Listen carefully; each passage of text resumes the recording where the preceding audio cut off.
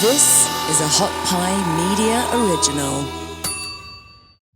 In sport, losing is part of it, right? Taking a beating is part of it. But what matters is not that we fail, it's how we kind of see and respond to that.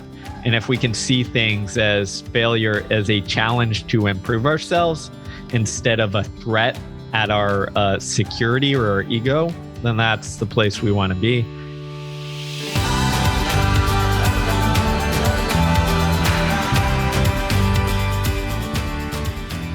Hi, I'm Erik Korem, and this is The Blueprint.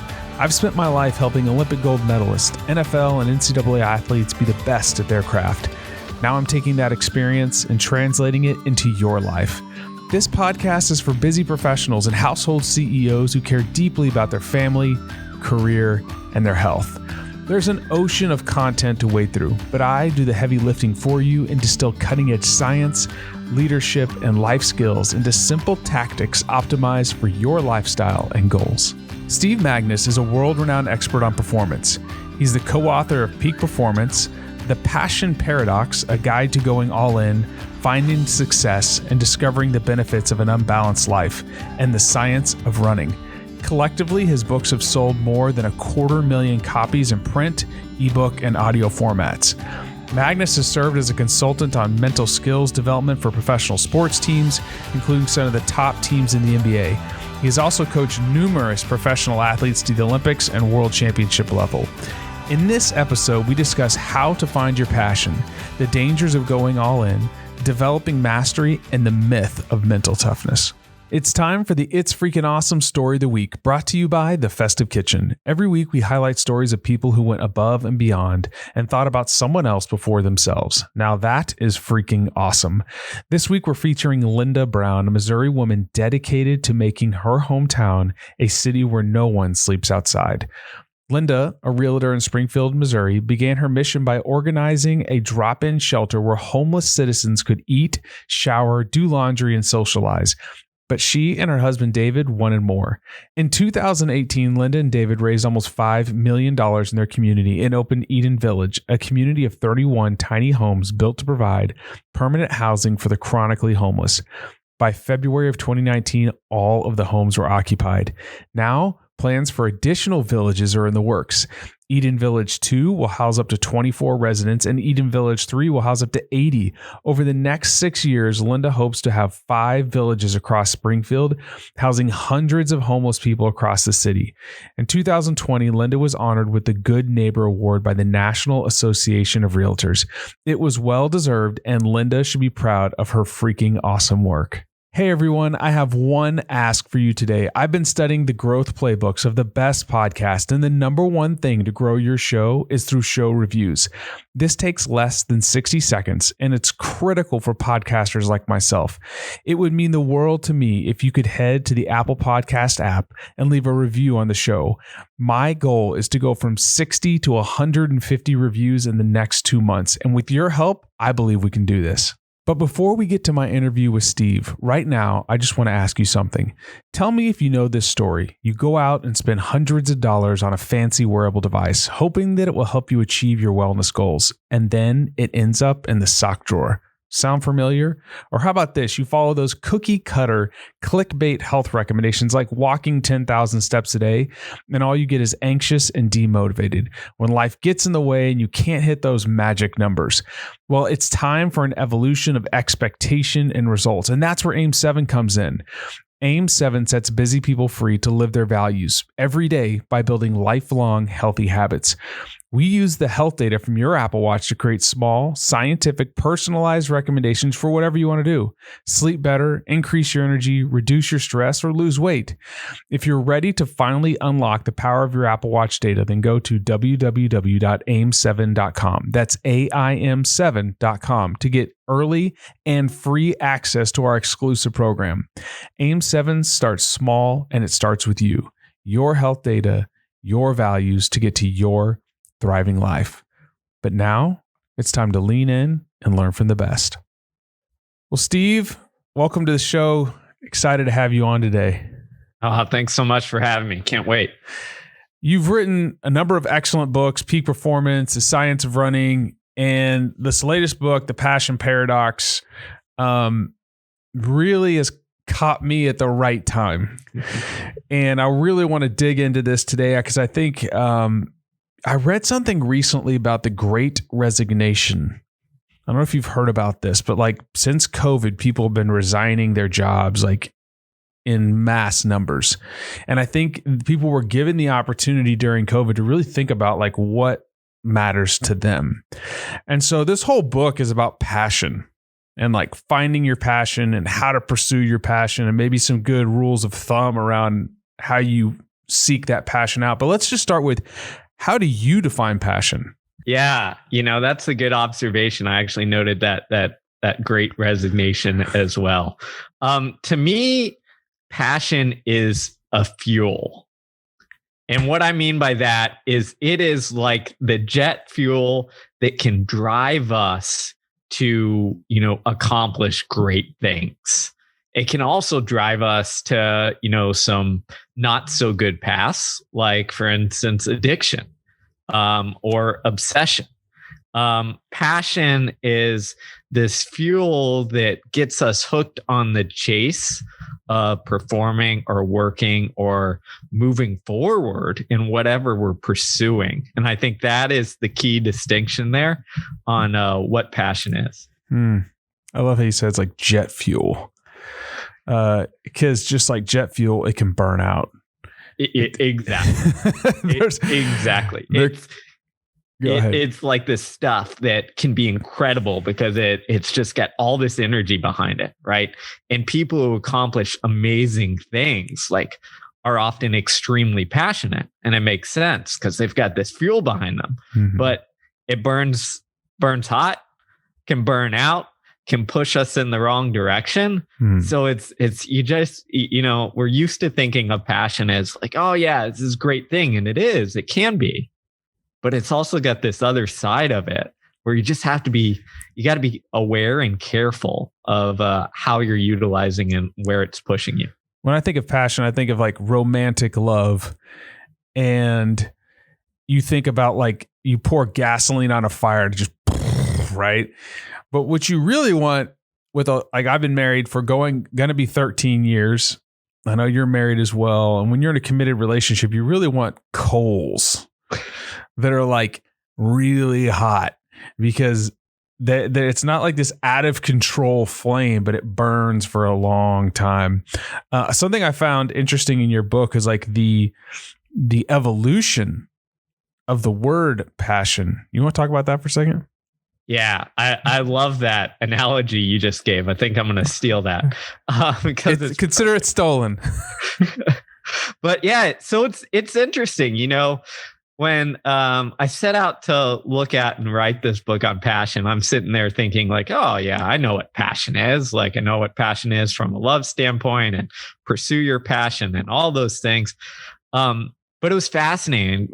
I talked to a linguist and a professor of linguistics, and he was kind of like, you know where passion comes from? I was like, oh yeah, passion of the Christ. I know religion enough. And he was like, no, dig into this. See the word, how it evolved. And it's really fascinating because about the first 1,000 years of passion, or the original word passio from it was centered around suffering, and specifically suffering in Jesus and Christ, right? And then it was interesting. It moved, instead of just suffering on Jesus, to suffering in general. So it was a negative connotation to the word. And it wasn't until, around Shakespeare's time where the genius playwright comes in and says, you know what, I'm going to tie this to, something more positive and love and all this stuff. And then during the Romantic period in the 17 and 1800s, they kind of took it upon them and they said, oh yeah, passion, love, like we're going to shift this to something that we want. So in the history of passion, the 2,000 years or so that the word has been around, for the first, 75% of its linguistic origin, it meant something negative and something to avoid, right? And something that was like, oh, wait a minute, passion. And then in the modern era, we've flipped it on its head completely. And it's like, this is the thing we should pursue. And I think that linguistic history captures the essence of what passion is about and what we're struggling with. Because as you just mentioned there, in relationships, like passion can be amazing, but it can also, lead to this blow up. And that, almost all of us have experienced. And I think that's kind of the nuance of passion that makes it such an interesting kind of topic to dive into. As I read about that, I was like, whoa, it used to mean a bad thing. And now it's like, you go to these commencement speeches are like, find your passion. It's going to do all this stuff for you, right? So how do you discover your passion? Yeah, so that's a good question, because we get told to do that all the time. Just like you said, like commencement speeches, go find your passion. But I think what we found in both the research and then experience is that we go about doing it the wrong way. We almost have this like Disney kind of idea of passion, in the sense that, it's almost like Cinderella and Prince Charming. Once we find like what we're passionate about, like it's going to be magic, and then we're going to know, and then we're going to be set for life on our passion. And that's not how it works in the real world. What almost all the research shows is that when you adopt what they call this fit mindset, which is find your perfect passion, it backfires. It doesn't work. You go into something and you think, oh, I'm super passionate, but inevitably, like reality hits and you're going to be slightly disappointed because nothing is perfect. And shortly you're going to be like, oh, no, maybe this wasn't my true passion, and you're going to quit.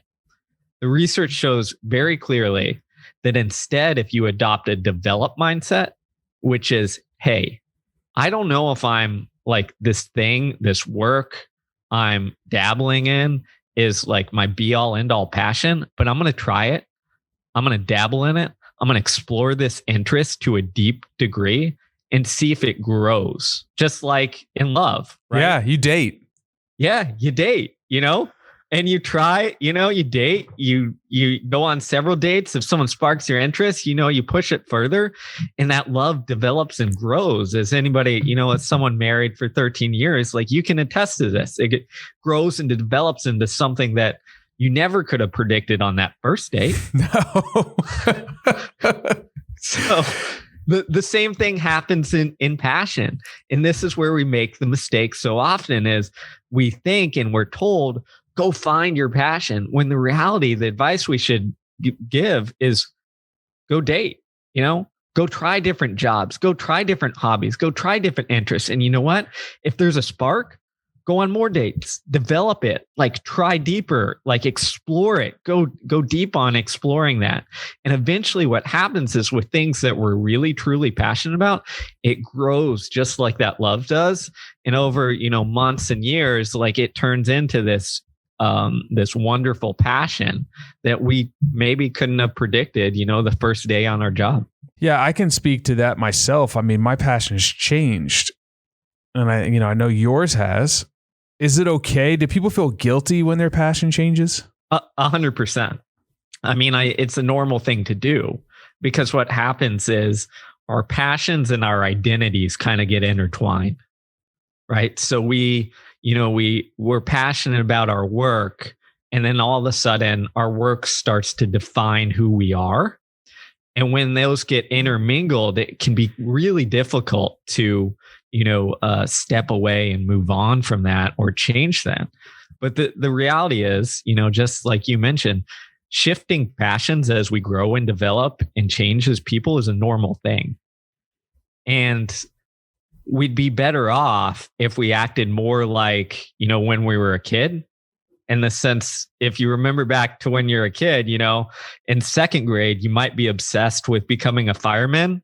But then in third grade, you're like, forget that, man. I want to be, I want to be part of the police or an astronaut or whatever have you. And you're still like, for that brief period, like you're still like all in on that activity and love it. But you can move on from it once you find something, you know what, this is my interest now. And I think, with passions, that's incredibly important, because the flip side is we can get cemented and trapped and think like, well, I've done this for this job for the past, 10 years of my life, and my college degree is in it, and this is all I know. And, maybe your passion shifts and changes, you've developed, and you need to move to something else. And I think giving yourself the permission that that's okay is important. No, I think it's great.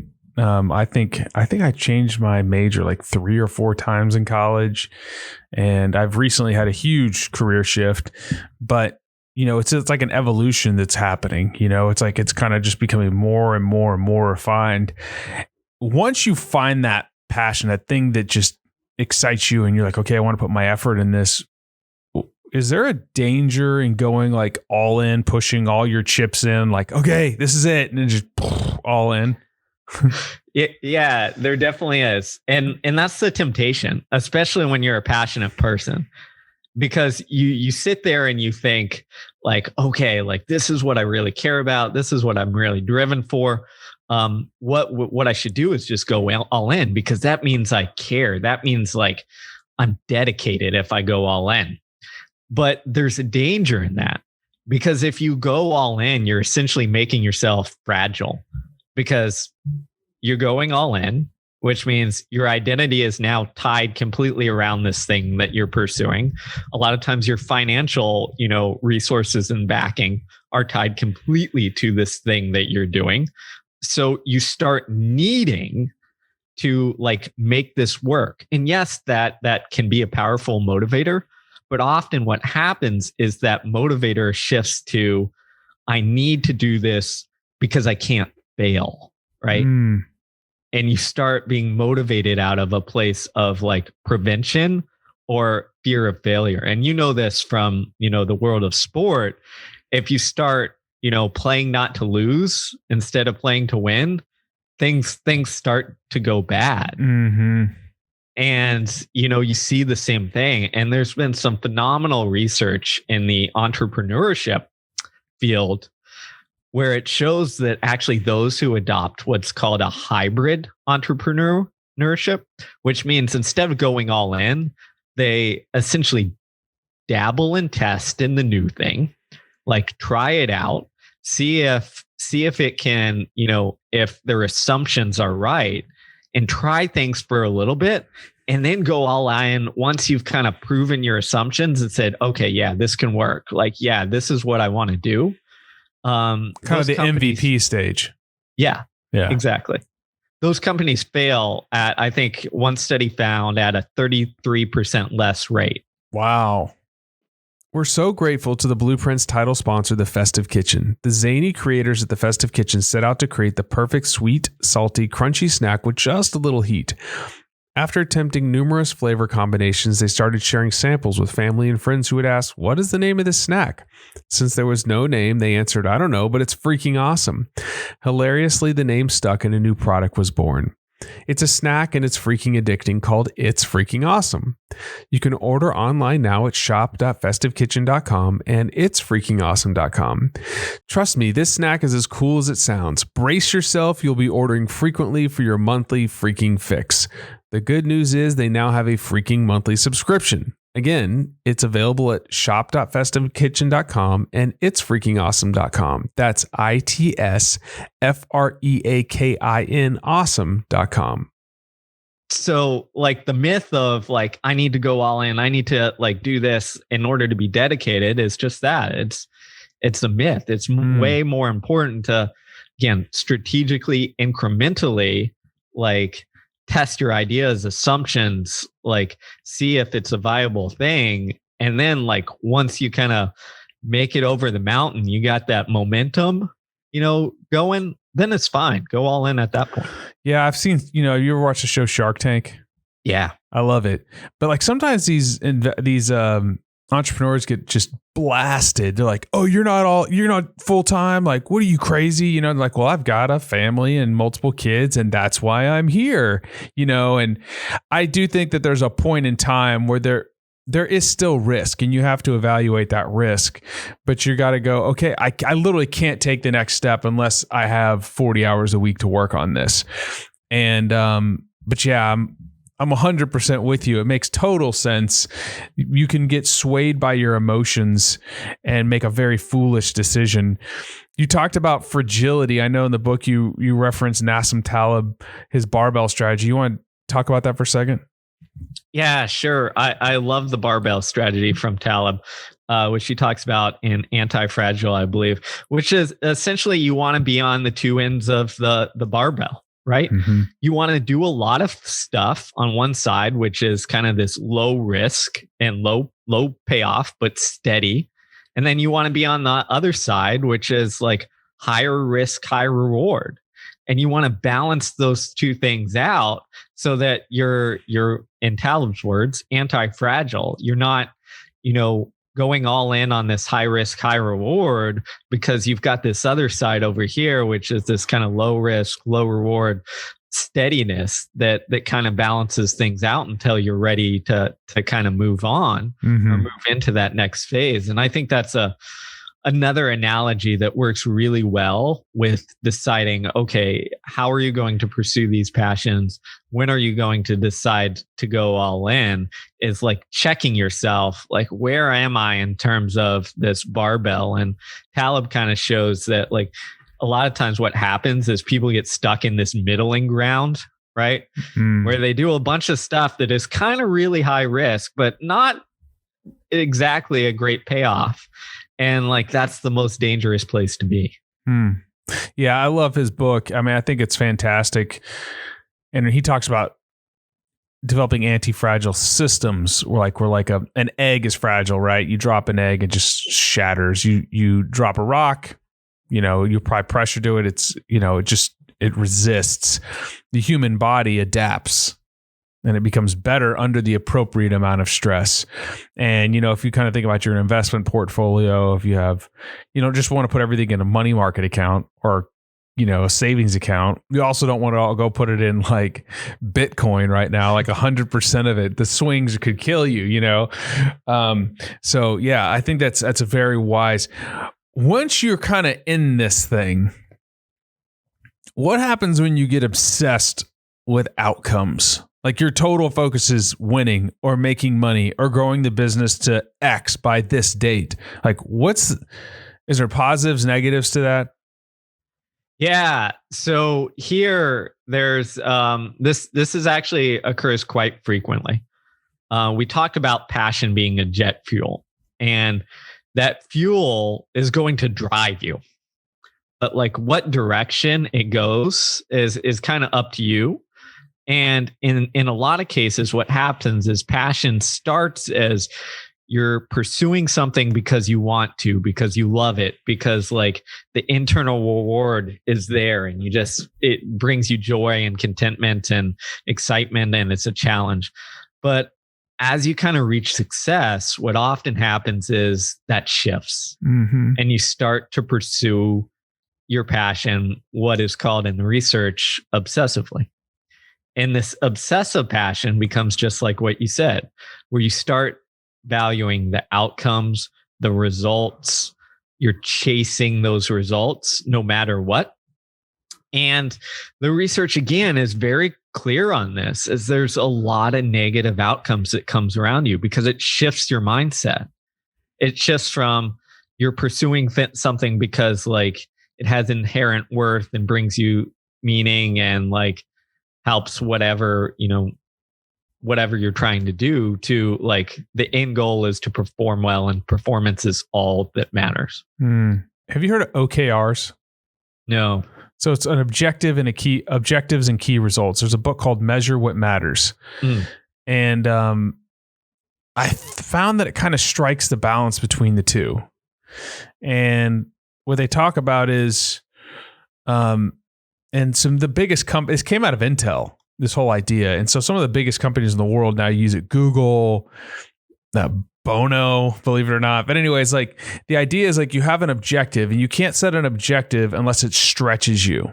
Like it has to be like, oh, can I really get that done in the next quarter? Or unless it's not audacious enough, it's not going to push you and your team. But then you have key results, which is kind of like the process, which is like, we believe that if we do these things, that we could achieve this. And if you grade yourself at the end of the quarter or year or whatever, and it's like, if you hit 70% or greater of those key results, it's a winning, it's a success. So it's kind of this balance between outcome and process. Like, and I know let's talk about process here a little bit. Cause like in my years in football, working for people like Jimbo Fisher, great coach, process, Nick Saban, right? Like trust the process. When Bill Belichick was do your job. As a matter of fact, when I was at the Texans, we played at New England. Like we played there way too many times. I don't know how the NFL set this up, but we played there like every time. And they would chant like the whole stadium, do your job, do your job. But like, let's talk about the process then that leads to these outcomes that you desire. Yeah. I love that idea. I'm going to have to check out that book. Oh, it's phenomenal. Yeah. It sounds like it. And, I adopt a similar mindset, and I'm glad you brought this up because it's nuance here. It's not that like being obsessed and like focusing on outcomes is necessarily bad. And then like being, purely internally driven is necessarily great. You just want to be able to keep yourself in check because it's the extreme, right? It's the extreme when you go all in on outcome that, again, research shows like once you're all in on outcome, you're more likely to cheat, do fraud, etc., because the outcome is all that matters. Right? Performance enhancing drugs. Yeah, exactly. You and I have both seen that. Yep, exactly. Outcome is all that matters. So it's like you're keeping yourself in check. And as far as the process, my favorite way to look at this is pretty simple. And it's pretty simple, similar to the book you just mentioned, their process is set a goal that is just beyond your reach, right? Set a hard, audacious goal that is challenging, but like just within your grasp. Then figure out the steps that you need to get to that goal, right? Figure out what it takes to get there. And then forget the goal and do the steps, right? And that's what you're trying to balance there is it's easy to, just say process, and that works. It does because the process is the steps to get there. And if you do the steps, you're more likely to get there. But like the goal sets the stage because the goal is that initial driver that says, hey, this is important to us as a company. This is important to us as a team. This is what we're striving to achieve.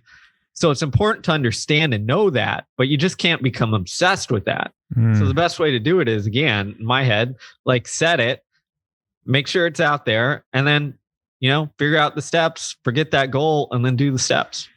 I like that. It's basically the same thing. So some really smart people are all operating the same way. I like it. You just forget the goal and just work on the steps.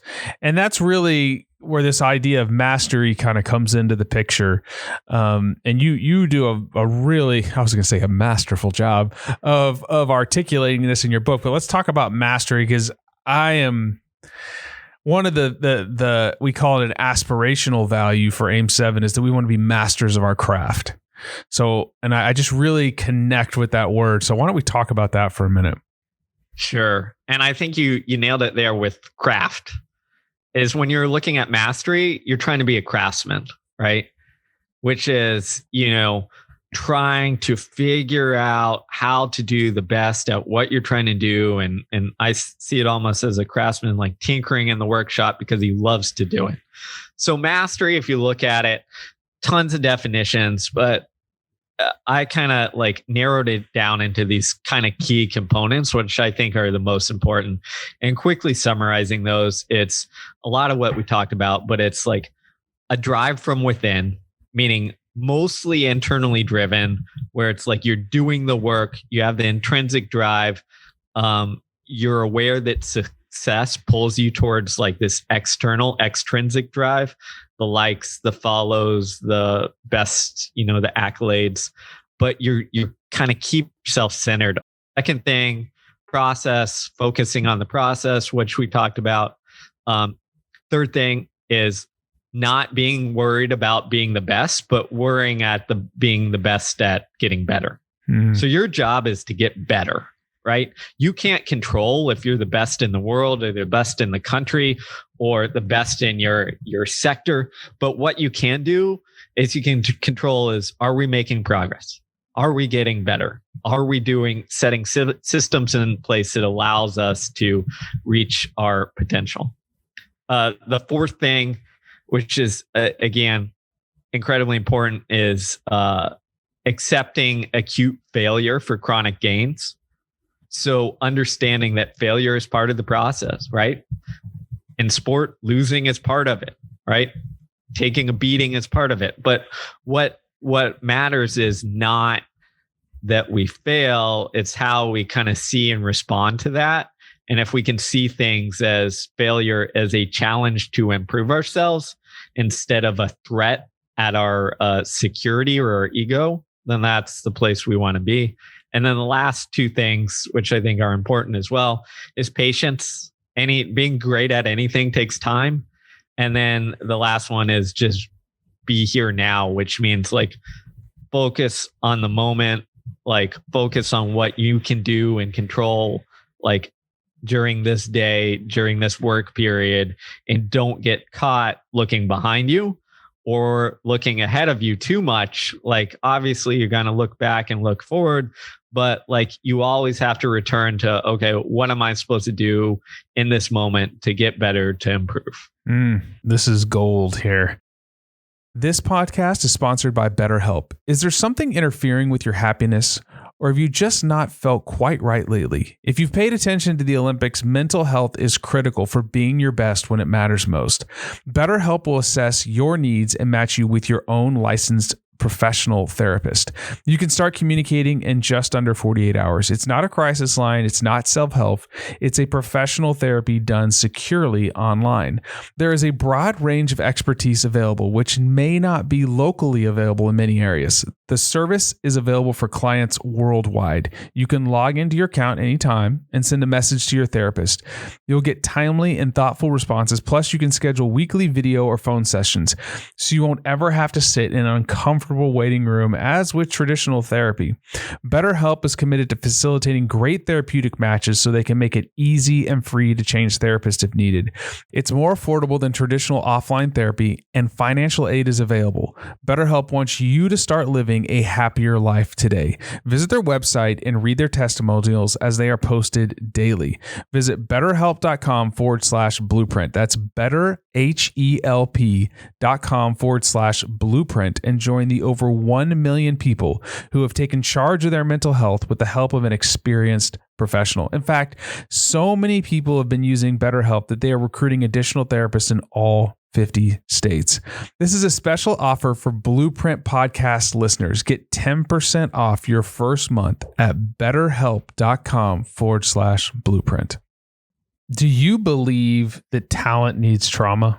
Yes. There is some fascinating research. A lot of it started in the sporting world, but that essentially said that if you look at those who make it, at the highest level, who make it in the NBA or win championships or the Premier League or win Olympic medals, like those who tend to go through some sort of trauma, and trauma is wide, right? We're not just talking like abuse or something horrible like that. We're talking about like they go through some really tough times that test them early on. Could be injuries, could be family related, could be anything.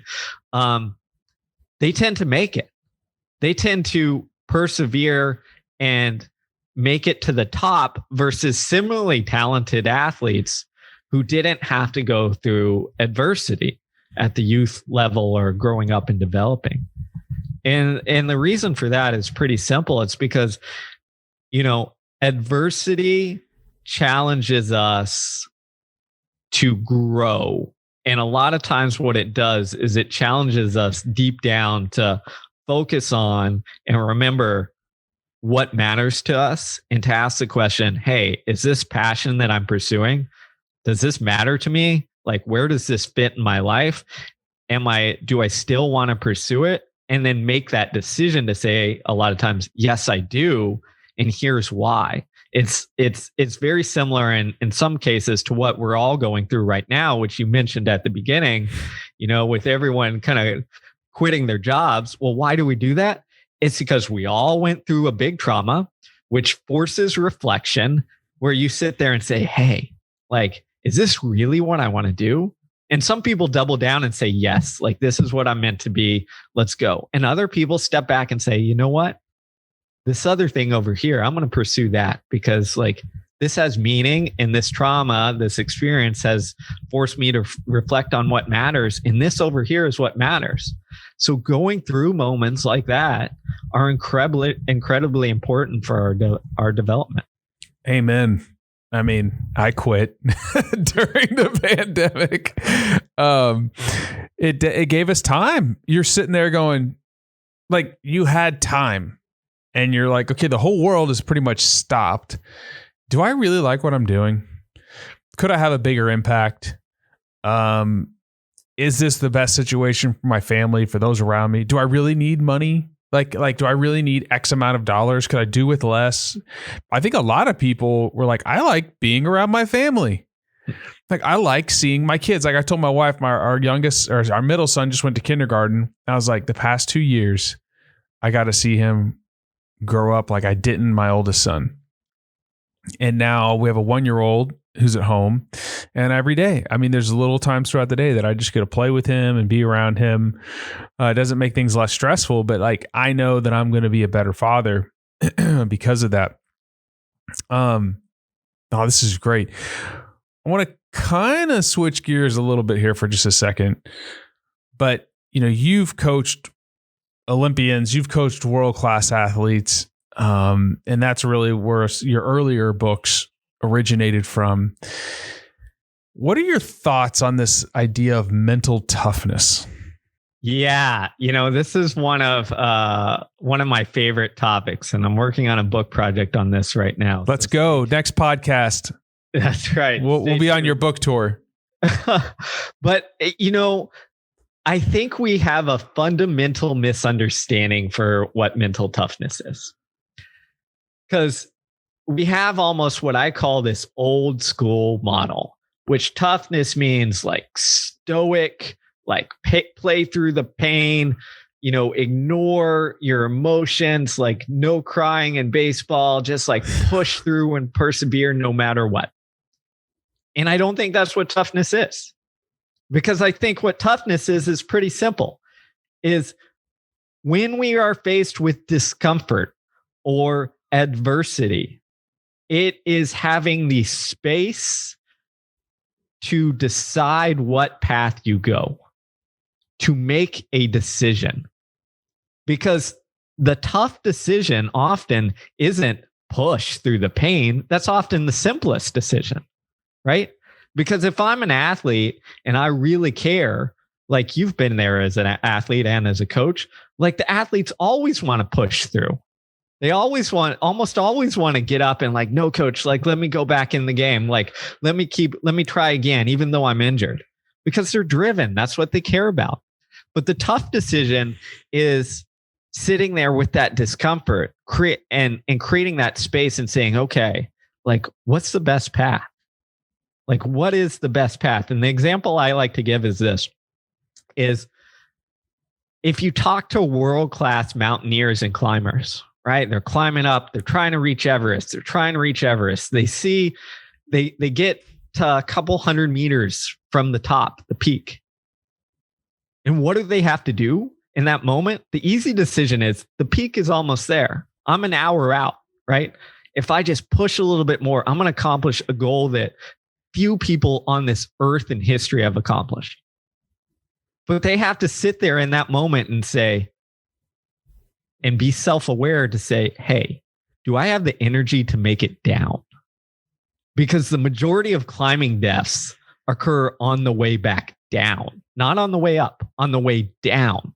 Because people push too far, they don't have the oxygen, the energy to make it down the mountain safely, especially these extreme cases.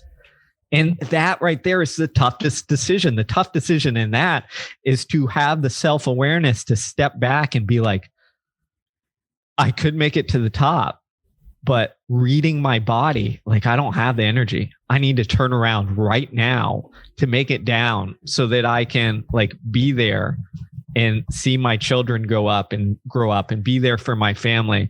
And even though I've trained for months and years to accomplish this goal and I've wanted nothing else in my life more than this, in this moment, I got to turn around because. So it requires a little wisdom. Yeah, exactly. So can you be tough at everything, or is it like something that's like you can only like task specific, like you have to develop some specificity, or can you just be tough to anything in your life? I think the principles apply across your life.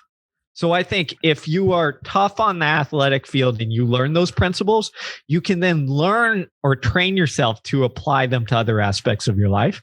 But there's specificity in the training, right? Because different situations, the discomfort I feel when I'm running a marathon, well, it's high discomfort. It's different. It's a different kind of nuance than the discomfort I might feel while in the boardroom making my pitch for like investment seed money that decides if my company makes it or not. Like they're both very tough, very discomforting places, but like they bring about like different nuance where you have to understand how to navigate those situations differently. Yeah. Over the years, I just, I'm just going to go ahead and say it. We would do these stupid 6 a.m. conditioning sessions, right? And it would be like, this is what's going to be the thing that's going to help us win championships. I'm like, no, it won't. And like, and I thought, I started thinking one day, I was like, how many NFL teams do this? 0. And then when I was in the NFL, it definitely never happened. It was all between the ears. And it was like, can you do your job? Can you execute under crucible situations and have the psychological flexibility to make the right decision? And it was interesting to me as I would see these guys, some of these guys that I'm like, you're an NFL player? There's guys that were better looking than you, like in college, but in between the ears, like they could make those refined decisions. And that was toughness in that environment. And I think we get, doing like, if you're in the military and like you're going to go through Navy SEAL training, they're hardening you for some very difficult, traumatic experiences that you're going to have, maybe death. Maybe you got to go on a ruck for 20 something miles to insert somewhere and crazy stuff happens. But that doesn't mean that to get your corporation to where it needs to be that you need to do log PT. We're going to take a break for just a moment to talk about how you can get exclusive content designed just for high performers like you. If you're looking for information and resources to improve your health, well-being, and performance, then sign up for my free high-performance newsletter, Adaptation. Just go to www.erikkorem.com and sign up now. This newsletter is my effort to bring zero-cost, high-performance resources and tools to anyone with the desire to improve. And now, back to the show. So I love this example because it's the specificity, right? Yeah. So, sorry, I just no, it's great because the Navy SEALs, here's where people make the mistake. The Navy SEAL, like people see the Navy SEALs and all these military people, which is great. I've talked to a bunch of them, tough guys, but they see all this extreme stuff, right? And they say, oh, that's the key to toughness. No, they are inoculating themselves to things that they are likely or are potentially going to face.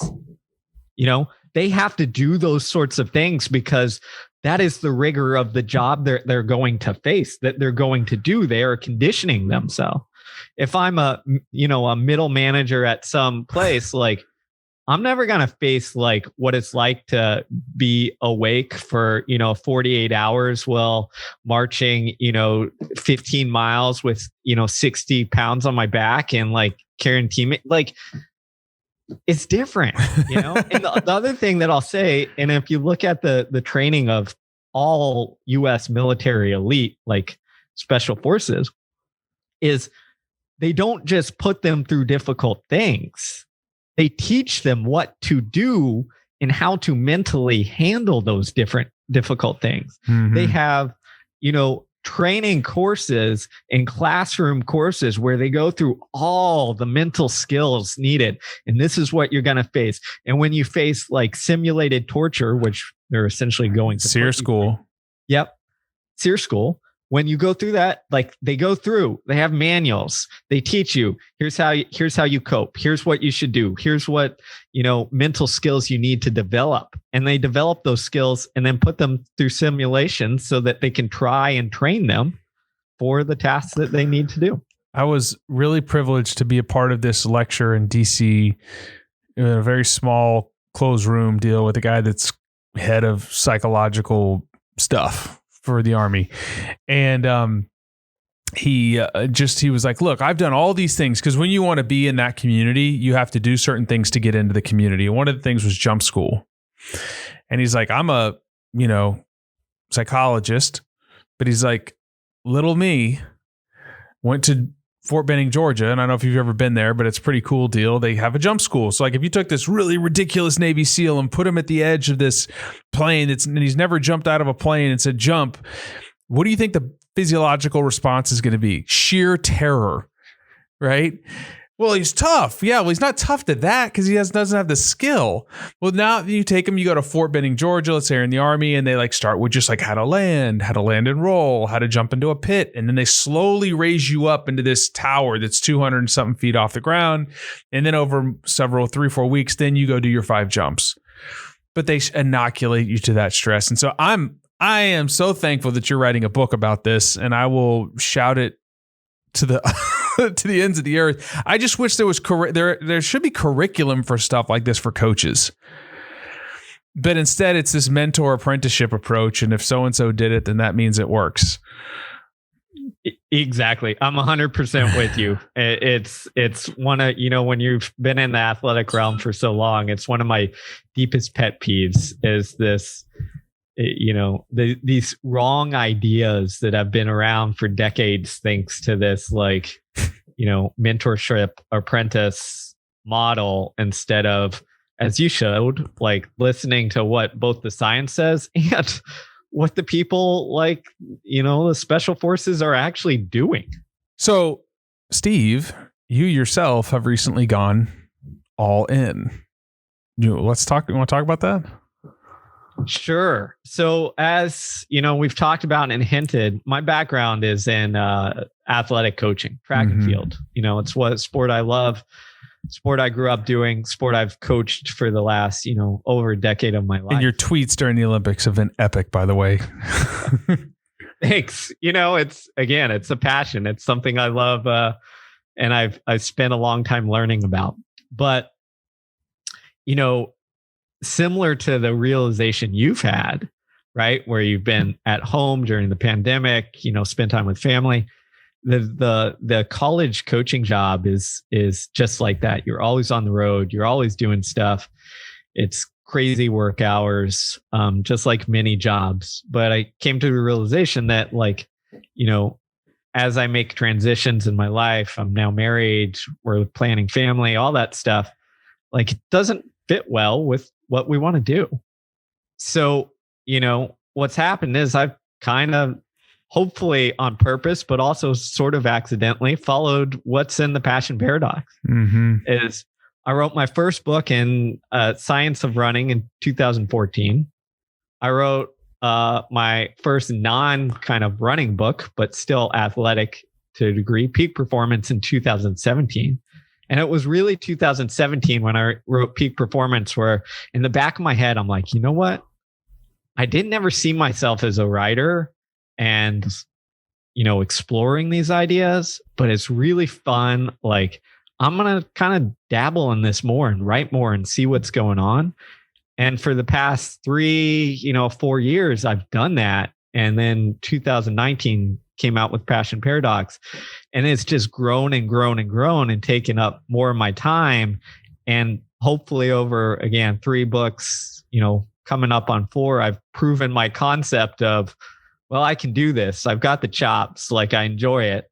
So I've gone all in. I'm no longer coaching collegiately, and, just going all in on exploring some of these ideas in writing form and lecture form, and helping people as best I can with, how to navigate some of these difficult topics.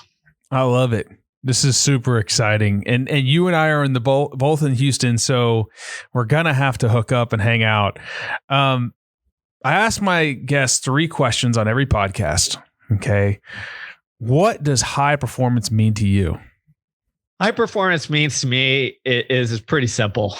It's doing your job to the best of your ability and whatever potential that is. Doesn't matter whether that's world class, doesn't matter if that's Fortune 500 company. It is doing the best that you can do in the endeavor that you're taking on.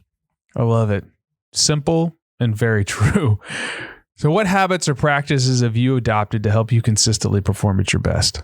So the big thing for me is routine and environment. So I'm a routine-based guy, especially now that I've gone all in.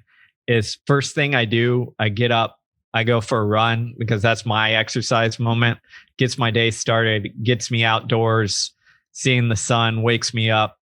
And then, from there, not to go through the whole routine, but I have a routine after that. When do I do my best, like writing? When do I do my best thinking? When do I do my best creative work? And yeah, life gets in the way, and I'm not super strict on it, but I have these in the back of my head so that I'm setting myself up to perform in similar environment, with cell phones, distractions, Twitter, social media. Gosh, it can be easy to just spend hours doing nothing. Mm-hmm. So when I sit down to write or I sit down to work, my phone is off in the bedroom, far away, on silent, right? My computer, my internet is turned off, turn off the Wi-Fi. And sometimes I have to turn off the Wi-Fi to the house when it's me alone, because that happens. But I'm aware that I'm human and like I fall for these things. So I just try to set up the environment around me best I can so that I can get work done. I love it. What are you doing right now to invest in your personal growth? Right now, that's a good question, because it's a transition period. And honestly, what I've tried to do over the past couple of weeks is connect with friends, colleagues, and family more. Because when I've been in the rat race and focused on my job and all that stuff, it's very easy to go, okay, I need to do this. And then look to the next thing. I need to do this. I need to do that. And you forget and neglect the things that you take advantage of. So what I've tried to do is just over the past couple weeks is, 3 to 4 times a week, I just sit down, call up a friend or colleague that I haven't talked to in a while, and just talk and get some ideas and, see how people are doing, because that connection and that belonging, both from a professional and personal side, it's invaluable. And I think it's something the modern world kind of takes away from us at sometimes. I love it. How can people find and support you, Steve? Yeah. So the best way is on social media, Instagram, Twitter. I'm at Steve Magness. And then for the work I do in all of my books, I'm at thegrowtheq.com or stevemagness.com. Yeah, I saw the website. I thought that was pretty sweet. I'm going to have to dig into that a little bit more. Steve, this has been fantastic. And when the new book on mental toughness comes out, please come back on the show and let's go real deep into that. Okay. You got it. 100%. Thank you so much for your time today. Thanks a lot for having me. If today's podcast enriched your life in any way, please support The Blueprint by sharing this podcast with someone you think could benefit from today's conversation. Also, please consider checking out the Festive Kitchen's amazing product. It's freaking awesome. It makes for a fantastic gift for a colleague, friend, or a loved one, or as a freaking fun snack when you want something sweet and savory to tantalize your taste buds. Thanks for listening. You can find more episodes and all of our other Hot Pie Media originals baked fresh daily at our home online at hotpiemedia.com, the Hot Pie Media YouTube channel, or wherever you listen to podcasts.